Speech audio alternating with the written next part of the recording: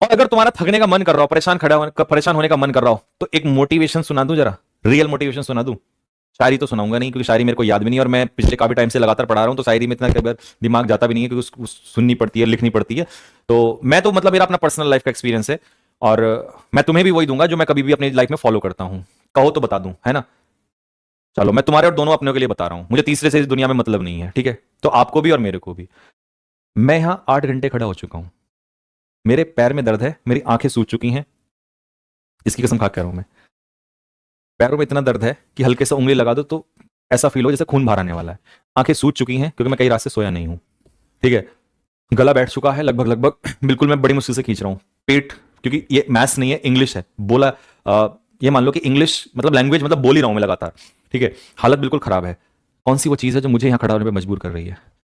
मैं हमेशा ये कहता हूँ, मेरी बात में तुम हमेशा ये सुनोगे, मेरे यहाँ खड़ा होने से ना आज मेरे बाप को मुझ पे प्राउड होगा कि मेरा जो लड़का है वो दुनिया में ऐसी कोई गलत हरकत नहीं कर रहा कि मेरा सर झुक सके।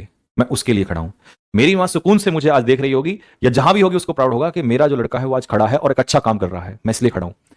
मेरी दादी जो है, दादा तो जिंदा नहीं है इस दुनिया में, उनको बड़ा प्राउड होगा, उनको लग रहा होगा कि मैंने एक शेर को जन्म दिया, और उसके उसके जो उसने जो शेर पैदा किया वो आज वहां कहीं पे खड़ा है, वो मेहनत कर रहा है।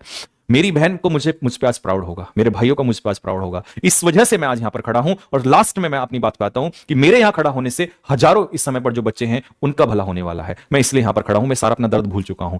तुम क्यों बैठोगे? तुम्हारी क्या मजबूरी है? तुम्हें इसलिए बैठना है कि तुम्हारे इस समय बैठने से, पहली बात, तुम्हारे इस समय बैठने से तो तुम्हारी नौकरी लगेगी, उस नौकरी से लगने के बाद तुम्हारे घर वालों को सम्मान मिलेगा, उस सम्मान के बाद अब फिर वही कहता हूं, कोई नौकरी छोटी या बड़ी नहीं होती, इसके बाद तुम अपना टारगेट सेट कर सकते हो। जब तुम कल दूसरा टारगेट सेट करोगे तो फिर उसका मतलब है कि जब तुम्हारी कल दूसरी नौकरी लगेगी, तुम मेहनत करोगे, लाइफ में तुम कुछ अचीव करोगे। मेरे भाई, तुम्हारे बाप जो है सीना चौड़ा करके, जिस बेटे का बाप उसके सामने सीना चौड़ा करके निकल सके, बाहर गली में निकल सके, गांव में निकल सके, मोहल्ले में निकल सके, समझ लेना उस बेटे को, उस लड़की को स्वर्ग मिल चुका है। इसलिए तुम्हें खड़ा होना है। किसी यूट्यूब के मोटिवेशन के लिए खड़ा नहीं होते हम, ये नहीं सोचते कि ऐसा या वैसा। मैं अपनों के लिए खड़ा हूं भाई। अब चाहे अपने में उसमें मेरे तुम हो या मेरा परिवार हो, कोई भी हो।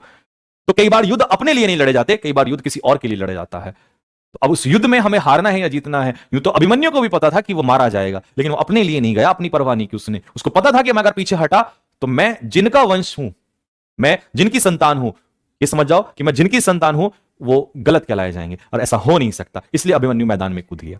तो मेरे भाई, कई बार परवाह अपनी नहीं करनी होती, अपनी क्या कहते हैं अपनी जिंदगी की परवाह नहीं करनी होती, कई बार परवाह इज्जत की भी होती है, और बात जब इज्जत पे आ जाए तो फिर तो जान लड़ा दें हम। इसलिए बैठना है, ठीक है मेरे भाई?